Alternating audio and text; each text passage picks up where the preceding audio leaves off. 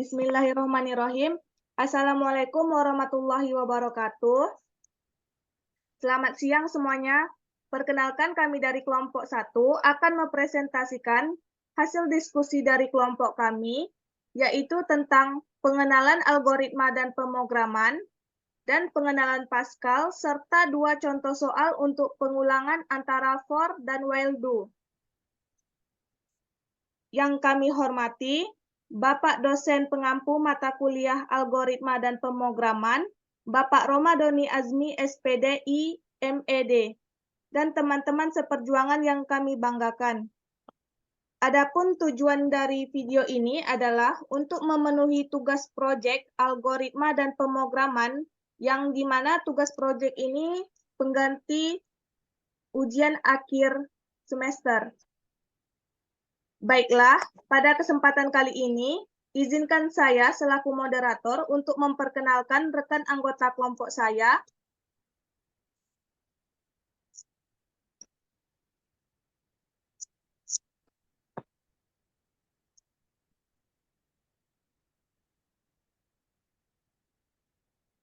Yang pertama itu ada Mat Saleh dengan NIM 2180384202006.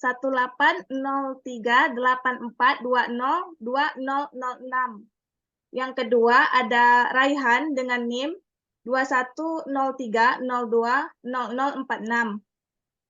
Yang ketiga ada saya sendiri, Welni Risesti dengan NIM 2103020061.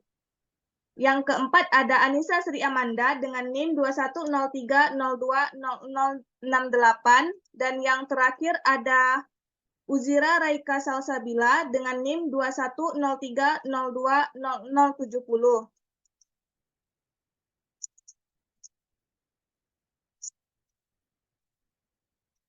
Adapun topik pembahasan dari kelompok kami, yang pertama itu tentang pengenalan algoritma pemrograman. Topik yang kedua, pemrograman dengan bahasa Pascal. Baiklah, untuk pemateri pertama yang akan dijelaskan oleh Abang Muhammad Saleh. Kepada Bang Mat Saleh, dipersilahkan.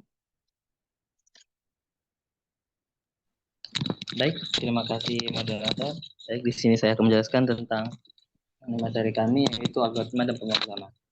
Sebelumnya, apa itu algoritma? Di sini algoritma adalah sekumpulan instruksi atau langkah-langkah yang dituliskan secara sistematis dan digunakan untuk menyelesaikan suatu masalah atau suatu persoalan. Next.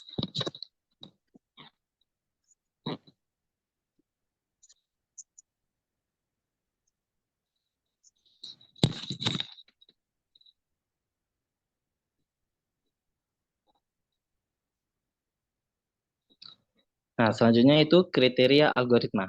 Nah, kriteria algoritma ini ada satu, input. Input dalam algoritma berarti memasukkan mengenai masalah yang ingin diketahui solusinya. Algoritma bisa terdiri dari satu atau lebih input yang akan diproses. Selanjutnya itu output. Nah, output dalam algoritma berarti keluaran atau hasil yang diperoleh dari penyelesaian masalah yang kita ingin ketahui solusinya. Selanjutnya definite tense, yaitu langkah-langkah yang dituliskan dalam algoritma terdefinisi dengan jelas dan dapat dipahami tanpa ada interpretasi ganda atau tidak ambigu. Selanjutnya evidence, yaitu langkah-langkah yang ditulis dalam algoritma harus sederhana sehingga bisa diimplementasikan dalam waktu yang tepat.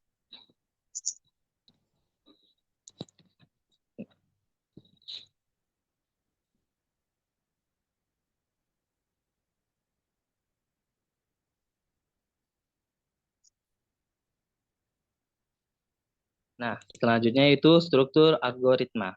Nah, struktur algoritma ini ada 3, yaitu sekuensial, seleksi, dan pengulangan.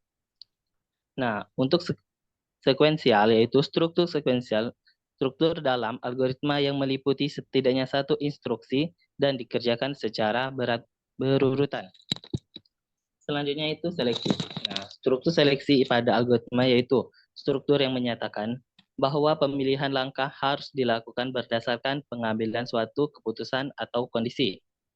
Nah, selalu pengulangan, yaitu struktur yang dinyajikan instruksi untuk dilakukan berulang kali agar lebih efisiensi dan tidak membuang waktu.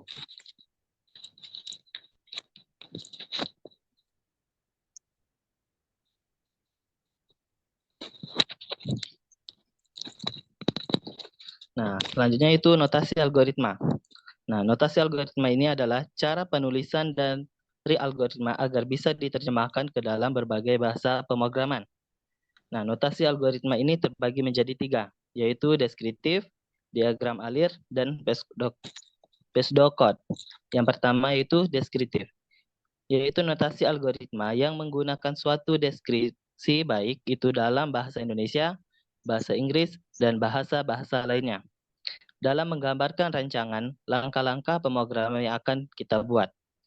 Nah, yang selanjutnya diagram alir, yaitu flowchart adalah sebuah diagram untuk menggambarkan sebuah langkah-langkah atau jalannya suatu proses. Jadi, apabila flowchart berisi berurutan langkah-langkah, bentuk diagram alir yang akan ditentukan. Selanjutnya pseudocode, yaitu diagram berbentuk narasi.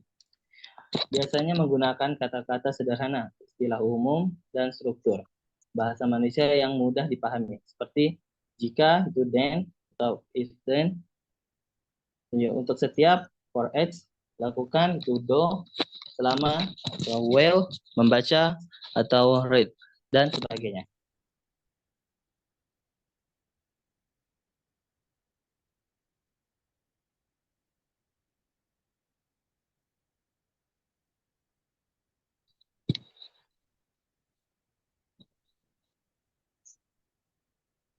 Nah, di sini terdapat beberapa, yaitu notasi 1, deskriptif, yaitu algoritma luas segi 4, itu menghitung luas segi 4 dengan menghitung luas segi 4 dengan memasukkan nilai lebar dan panjang segi 4. Maka deklarasi itu luas, panjang, lebar, bilangan bulat. Maka deskripsinya itu sama, memasukkan nilai lebar dan panjang. Kedua, hitung luas sama dengan panjang kali lebar. Yang ketiga, tampilkan luas. Yang kedua, notasi diagram alir. Itu pertama mulai, input, panjang lebar, luas panjang kali lebar, lalu di output, dan selesai. Dan yang terakhir, algoritma luas segi 4, yaitu dengan contoh menghitung luas segi 4 dengan memasukkan nilai lebar dan panjang. Maka deklarasinya itu luas, panjang, lebar, integrate deskripsi yaitu input sama dengan panjang, inputnya lebar, lalu luas panjang kali lebar, lalu output atau luas.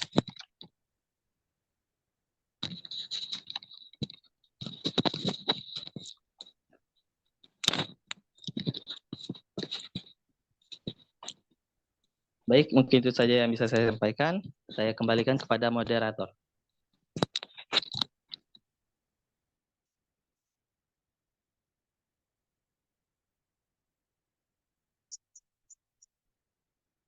Baik, terima kasih kepada Bang Mat Saleh.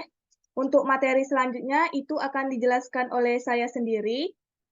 Macam-macam flowchart. Yang pertama, flowchart program. Flowchart program itu bagian alir program adalah suatu bagian yang menggambarkan arus logika dari data yang akan diproses dalam suatu program dari awal sampai akhir. Nah, teman-teman di sini bisa lihat. Adapun simbol-simbolnya yang pertama yaitu simbol terminal. Simbol yang digunakan untuk menyatakan awal atau akhir suatu program. Yang simbol kedua itu simbol input atau output. Simbol yang digunakan untuk menunjukkan operasi masukan dan keluaran. Yang ketiga, simbol proses. Simbol yang digunakan untuk menggambarkan proses pengolahan data. Yang gambar keempat, simbol keputusan. Simbol yang digunakan untuk menyatakan suatu pilihan berdasarkan suatu kondisi tertentu. Untuk simbol selanjutnya, simbol persiapan. Simbol yang digunakan untuk memberikan nilai awal pada suatu variabel atau pencacah. Simbol proses terdefinisi simbol yang digunakan untuk proses yang detailnya dijelaskan terpisah, misal dalam bentuk protein. Selanjutnya itu simbol penghubung. Simbol penghubung ke halaman lain. Simbol yang digunakan untuk menghubung bagian diagram alir pada halaman yang berbeda. Gambar lingkaran yaitu simbol penghubung ke halaman yang sama. Simbol yang digunakan untuk menghubung bagian diagram alir pada halaman yang sama. Lanjut, itu ada arah panah, yaitu simbol arah aliran, simbol yang digunakan untuk menunjukkan arah aliran.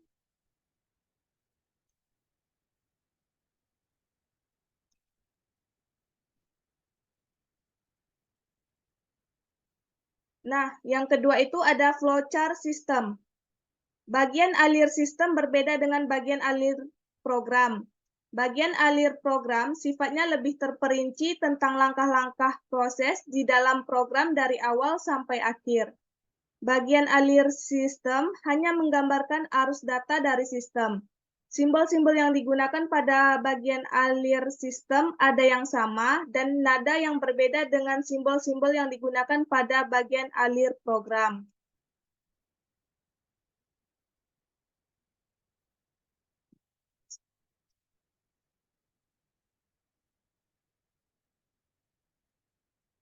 Selanjutnya itu ada dasar pemrograman. Pemrograman itu merupakan suatu mengimplementasikan urutan langkah-langkah atau algoritma untuk menyelesaikan suatu masalah dalam bahasa pemrograman.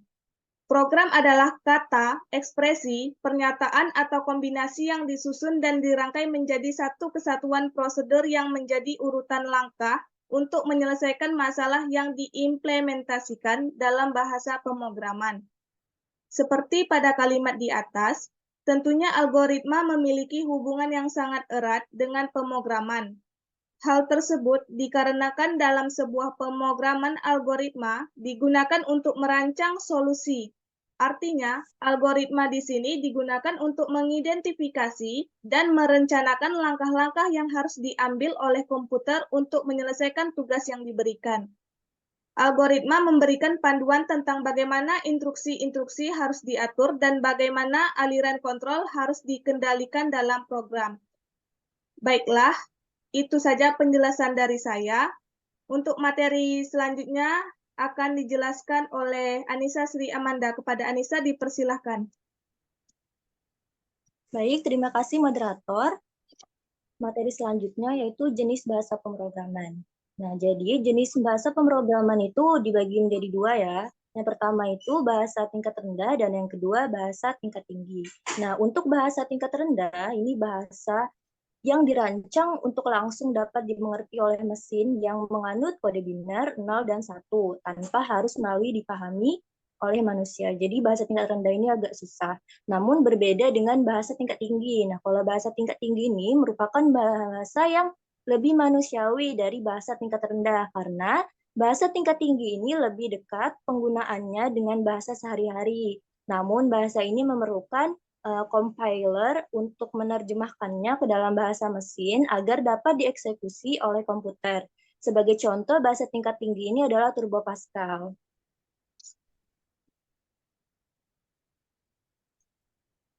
Selanjutnya, bahasa pemrograman Pascal. Nah, Pascal ini adalah jenis bahasa pemrograman generasi ketiga serta masuk ke dalam bahasa pemrograman tingkat tinggi atau High Level Programming Language. Nah, karena bahasa pemrograman Pascal ini adalah bahasa yang mudah untuk dipelajari oleh pemula, sebab pada Pascal ini menawarkan sintaks yang jelas dan terstruktur sehingga mudah dipelajari oleh pemula dan juga terdapat penerjemahan oleh komputer yang cukup rumit. Maka dari itu, bahasa pemrograman Pascal ini dianggap sebagai bahasa pemrograman yang populer digunakan dalam proses pembelajaran algoritma dan pemrograman, terutama dalam bidang akademis. Nah, bahasa pemrograman Pascal ini dirancang oleh Profesor Niklaus Wirth dari Technical University di Zurich, Switzerland. Selanjutnya, ada pula fitur-fitur pada pemrograman Pascal. Nah, Yang pertama, fitur pertama itu ada tipe data bawaan. Nah, pada tipe data bawaan ini ada 7 ya. Yang pertama ada integer. Integer ini adalah tipe yang digunakan untuk menyimpan bilangan bulat atau angka tanpa koma. Yang kedua ada byte. Tipe data yang digunakan untuk menyimpan bilangan bulat, namun sama halnya kayak integer, namun kalau byte ini bilangan bulatnya hanya terletak pada 0 sampai 255. Nah, yang ketiga ada real. Real ini adalah tipe data yang digunakan untuk menyimpan bilangan real atau angka dengan koma. Yang keempat ada karakter. Karakter atau char ini adalah tipe data yang digunakan untuk menyimpan karakter atau huruf dan simbol. Kemudian string. String ini adalah tipe data yang terdiri dari sejumlah karakter atau bisa jadi kata ya atau kalimat seperti itu. Kemudian boolean. Boolean ini adalah tipe data yang digunakan untuk menyimpan nilai true atau false. Selanjutnya ada tipe data bentukan. Nah, tipe data bentukan pada Pascal ini membolehkan kita untuk membuat tipe data bentukan yang didefinisikan sendiri. Jadi, tipe data bentukan ini adalah tipe data yang dibuat oleh kita sendiri. Selanjutnya, ada pula fitur memiliki beragam struktur data. Nah, yang pertama, array. Array ini digunakan untuk menyimpan beberapa nilai yang memiliki tipe data yang sama dan diakses menggunakan indeks. Yang kedua ada record. Record ini digunakan untuk menyimpan beberapa nilai yang mungkin memiliki tipe data yang berbeda dan diakses menggunakan nama field. Yang ketiga ada file, digunakan untuk menyimpan dan mengakses data yang disimpan di luar program yang sedang dijalankan. Yang ketiga ada set. Set ini digunakan untuk menyimpan dan mengakses data yang disimpan di luar program yang sedang dijalankan. Kemudian fitur selanjutnya itu ada aturan tipe data yang ketat. Nah, pada Pascal ini membatasi penggunaan tipe data secara ketat ya. Kita hanya bisa menggunakan variabel untuk satu tipe data saja dan variabel tersebut harus dideklarasikan terlebih dahulu. Baiklah, cukup sekian penjelasan dari saya. Selanjutnya saya kembalikan ke moderator. Baik, terima kasih kepada Anissa Sri Amanda. Untuk materi selanjutnya itu akan dijelaskan oleh Raihan. Kepada Raihan dipersilahkan.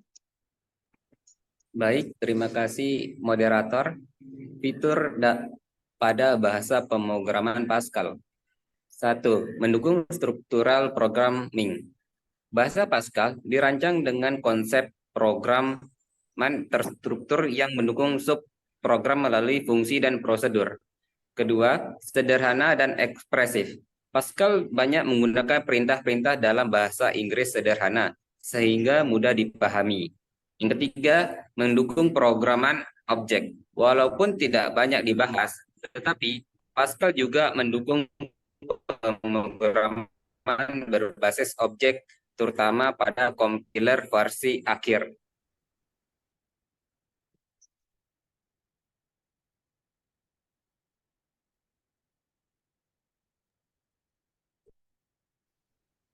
Program Pascal.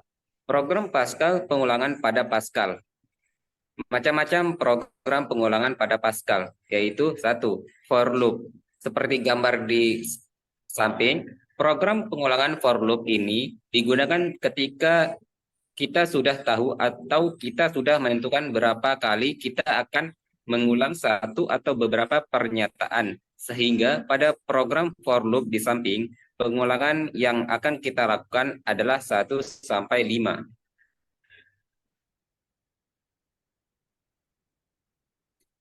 Yang kedua, while loop. Seperti gambar di samping, program pengulangan while loop ini merupakan metode pengulangan di mana ada kondisi yang harus dipenuhi supaya perulangan bisa berjalan terus seperti pada program while loop di samping. Terdapat kondisi di mana nilai perulangan harus berkurang sama dengan dari 5.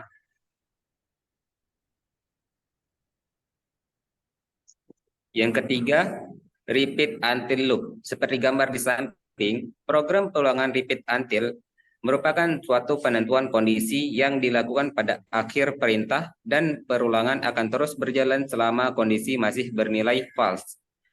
Program ini merupakan kebalikan dari program while loop yang dimana penentuan kondisi berada di awal dan peruangan berjalan selama kondisi bernilai true.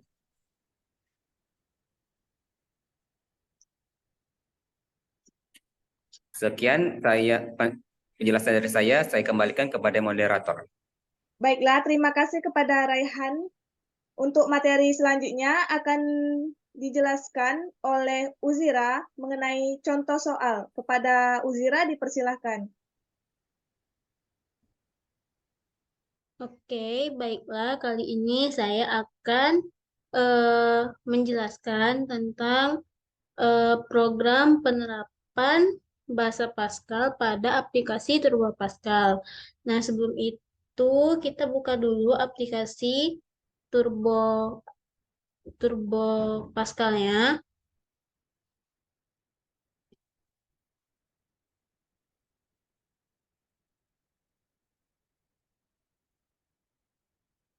Nah, jadi pertama-tama kita buka file dulu, baru kita tekan new, baru setelah itu kita tekan panah dulu biar nggak ganggu. Tapi sebelum itu kita save dulu.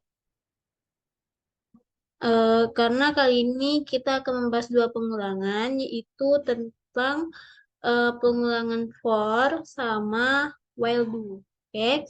Nah, yang pertama saya akan membahas tentang pengulangan jenis for. Jadi kita save dulu. Kita tekan pengulangan for. Yes. Nah, pertama,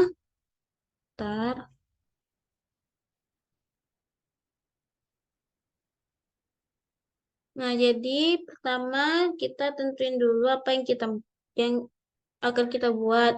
Misalkan untuk yang pengulangan for do itu kita menentukan deret. Misalnya nih kita bikin program terus menentukan deret. Tidak lupa pula kita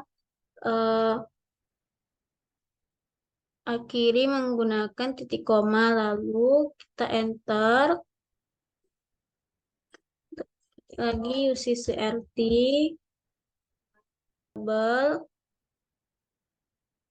kita misalkan A, B, N,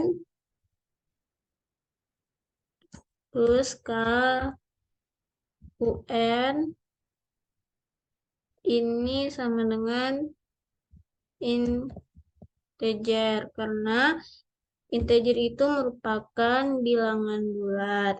Nah, untuk variabel yang Sn nanti yang ingin kita pakai di rumus yang akan kita pakai untuk deret nanti, kita bikin real.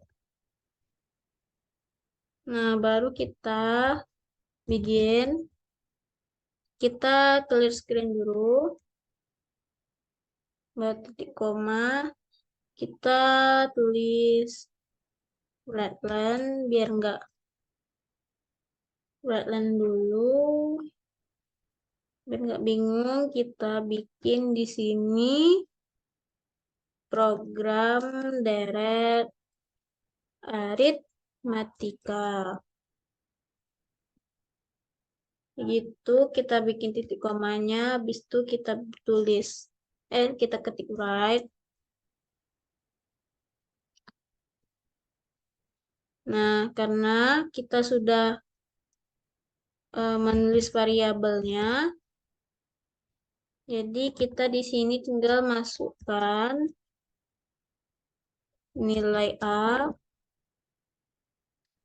nilai awal A, itu kita bikin titik 2 untuk hasilnya nanti, baru titik komanya lagi, baru kita ketik lagi redline biar nanti pas di outputnya nanti tertulisnya nanti nilai yang hanya gitu. Nah, jadi readline kita kasih simbolnya A, koma, lalu kita masukkan nilai bedanya. Right,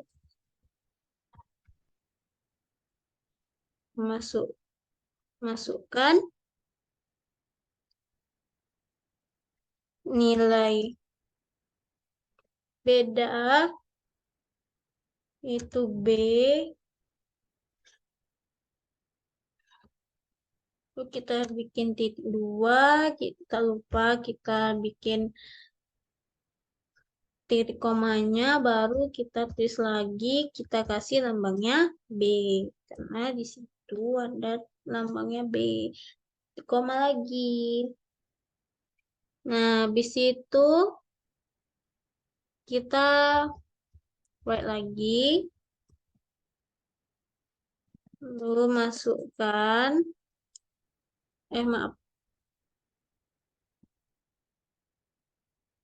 masukkan banyaknya suku N, titik 2, koma atas, ini dihapus saja. Lalu titik koma, bikin readline. Ini kita lambangkan dengan N. Lalu kita titik koma, lupa, typo. Titik koma, baru kita, nah ini bagian pentingnya, jika untuk mengetahui kalau untuk directnya itu kan ada simbol K-nya itu. Jadi kita ketik buat for, karena tadi kan kita bahasnya tentang for ya. Jadi K titik sama dengan, nah kita bikin K titik sama dengan 1. Kenapa bilangnya titik sama dengan itu? Karena dia menambahkan itu merupakan hasilnya gitu. Jadi kalau kayak di kehidupan sehari-hari gitu, K itu sama dengan 1. Tapi kalau di Pascal itu jadinya K titik sama dengan 1. Tuh, baru kita bikin tuh N. N itu nanti kita tidak ketahui karena nanti N itu kita bisa terserah masukinnya itu berapa. Baru kita tekan dulu. Lalu kita mulai lagi begin. Nah, lalu kita masukkan rumus untuk menentukan UN-nya. UN titik sama dengan A tambah K kurang 1 dikali B. Nah, titik koma. Baru kita write len.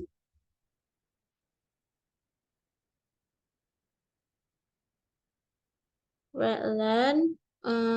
Kita tulis di sini U-nya gede. Di situ kita kasih tanda kurang. Baru di sini kita tambah koma, K, koma lagi. Terus kita kasih titik atas lagi, kita kasih sama dengan,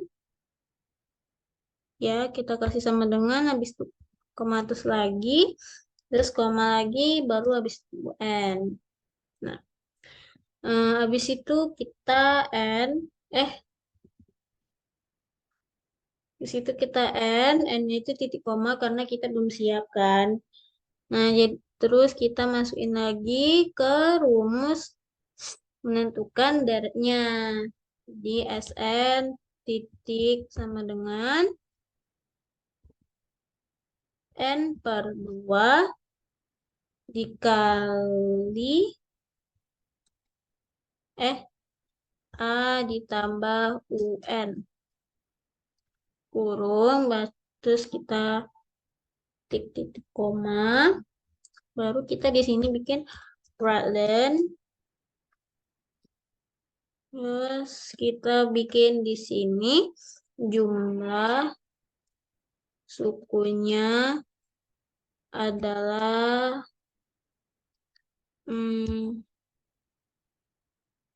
adalah terus ini di sini koma, terus SN titik 26 nah terus kita bikin titik koma, lalu kita tulis learn, nah kita end. Nah ini bahasanya sudah siap, kita compile dulu, kita tekan Alt F9. Nah, ini ada yang salah nih, rupanya di sini harus menggunakan ini underscore. Ya, ya. Pokoknya garis bawah gitu lah namanya. Nah, kita compile lagi. Nah, kalau udah berhasil jadinya bentuknya kayak gini. Terus press any key kalau compile-nya sudah sukses. Jadi kita enter. Terus kita run dengan cara Ctrl Fn. Nah, ini sudah terlihat. Misalkan kita masukkan nilai awalnya itu 12. Lalu kita masukin nilai bedanya itu B, itu 7. Lalu kita masukkan banyaknya suku N itu 10. Nah, jadi ini hasilnya U1 itu sama dengan 12, seterusnya sampai U10 itu sama dengan 75.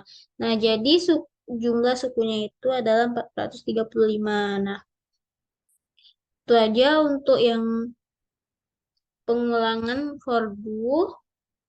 Selanjutnya kita akan melakukan pengulangan untuk while do. Nah, kita new lagi. Diam. Maaf, ketekan.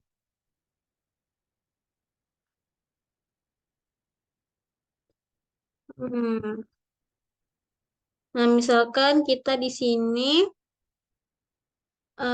menentukan while do dengan contoh soalnya itu kita mencari nilai rata-ratanya. Nah, pertama seperti biasa kita save dulu.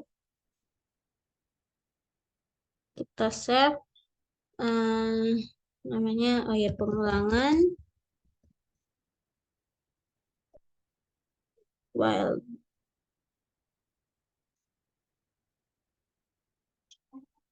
Nah, pertama ya.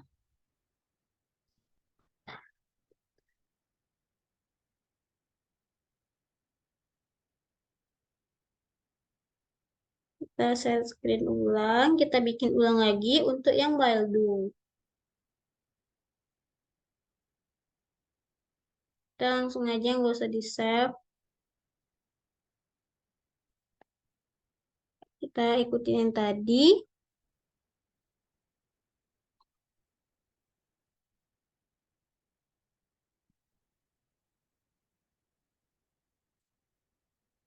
Terus kita bikin program mencari nilai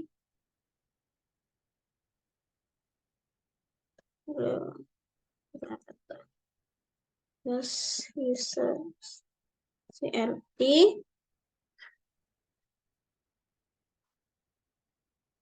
terus var in x jumlah titik integer terus rata kita bikin ini real terus begin nggak rapi terus bikin begin misalkan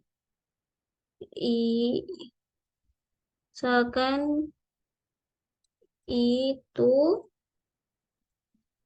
titik sama dengan 1 titik koma habis itu jumlah habis itu kita masuk ini 0 terus titik koma lagi terus kita bikin readline, bikin readline, titik koma, habis itu kita bikin readline, titik koma, habis itu masukin while.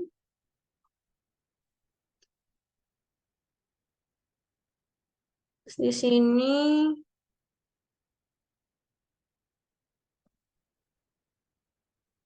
masukkan nilai n titik 2.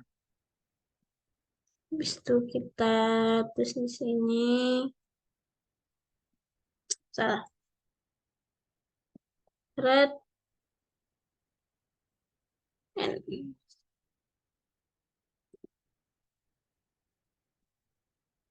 Ini kita bikin titik komanya. Kita terus masuk ke while do-nya. While i-nya itu dari kurang dari n. Terus bikin dulu. Lalu kita bikin lagi. Begin. Kita bikin. Masukkan. Lupa. Kita bikin white. White. Masukkan bilangan ke habis itu koma i koma habis itu kita bikin di sini titik komanya lagi, kita tulis red. Terus kita misalkan di sini X. Terus titik koma, baru kita bikin jumlahnya sama dengan jumlah dikali X. Terus kita bikin lagi rumus yang rumus tadi, itu titik sama dengan I tambah 1. Tuh. Koma lagi, kita bikin N. Titik koma karena belum siap. Terus kita cari rumusnya itu rata sama dengan jumlah per N. Titik koma. Habis itu kita bikin write nilai rata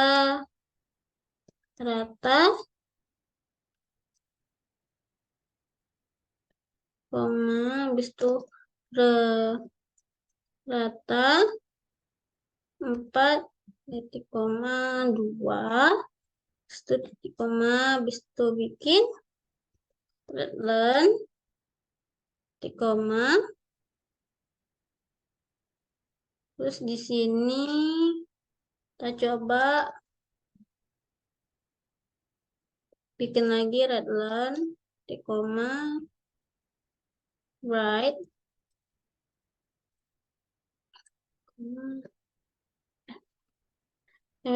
kita compare lagi di sini kurang titik komanya compare lagi dah terus kita run terus masukkan nilai n-nya itu sama dengan 5 baru kita masukkan bilangan ke satunya itu 3 keduanya itu 7 terus 9 0 6. Nah, kita dapat hasilnya itu nilai rata-ratanya itu 0,00. Nah, kita coba lagi kalau untuk yang nilainya itu puluhan. Nah, misalkan kita masukkan nilai n-nya itu 10. Nah, kita masukkan lagi bilangan yang pertamanya itu 65. Selanjutnya kita ketik ini sampai dia masuk ke bilangan yang ke-10. Jadi 5, 6, 9, 8. Ini terserah kita mau ngasih nilainya berapa. Kita cuma ngetes apakah pengulangannya ini berhasil apa tidak. Pokoknya berhasil. Nah, kita mencari hasilnya lagi. Terus ini 100, 45, 78, 9, 65, 78, dan 9. Nah, hasilnya 0,00. Kita coba cari lagi ya. 100,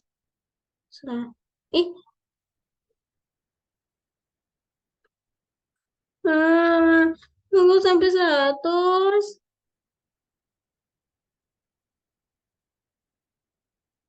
Keriting lah tangan.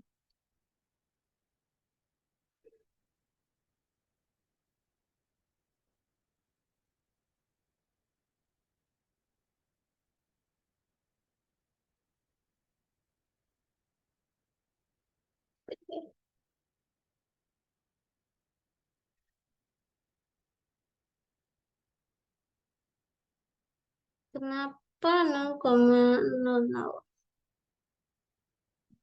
Coba lagi. Ini 3. Ini 100.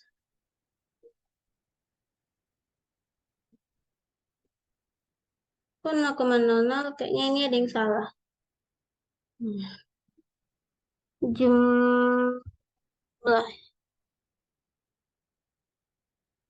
Nah, ini ada yang salah. Terus ini I. Ini I. Nah, kita compare lagi. Taran. 3, 4, 5, 10, 70.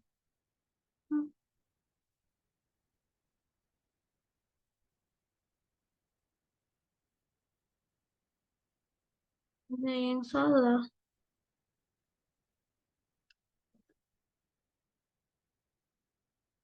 Nah, ini nih salah, guys. Terusnya tambah. Nah, kita compare lagi. Nah, kita run. Ntar kita masukin 3, 24, 90. Nah, ini dia nilai rata-ratanya. Ternyata ini berhasil. Nah, sudah sekian itu saja penjelasan pengulangan dari saya. Sekian. Wassalamualaikum warahmatullahi wabarakatuh. Terima kasih kepada Uzira. Nah, cukup sekian presentasi dari kelompok kami. Apabila terdapat kesalahan, kami mohon maaf. Saya selaku moderator, pamit undur diri. Kami akhiri dengan wabillahi taufiq wal hidayah. Wassalamualaikum warahmatullahi wabarakatuh.